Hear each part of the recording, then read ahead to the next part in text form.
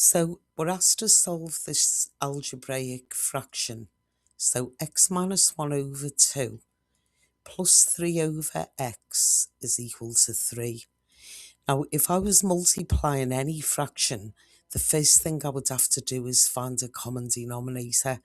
And I could get that by multiplying those two terms together on the bottom. Okay, now to get the top number, what I would then do, like think if I had something like that. To get the top number, I would multiply there and then there. So I'm going to do the same here. So I've got x minus 1 plus 3 times 2 plus 6 is all equal to 3. Right, next step, I want to get that 2x up on this, up from the bottom up over on this side.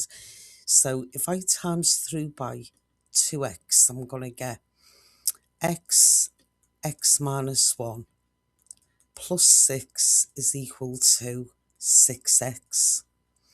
Now I can multiply this out, so I've got x squared minus x plus 6 is equal to 6x. Right, so I can see now I can get it into some kind of quadratic. So I've got x squared, I'm going to get the 6x over onto the other side. So I'm going to take 6x from both sides. So I'll get minus 7x plus 6 is equal to 0. Right, I can see it's going to factorise now into two brackets. So it's x and x is equal to 0. And it's going to be 1 and 6. And they've both got to be negative. And that would give us the minus 7 part in the middle and the positive on the 6 when I multiply them out at the end. So x was equal to 1 or 6.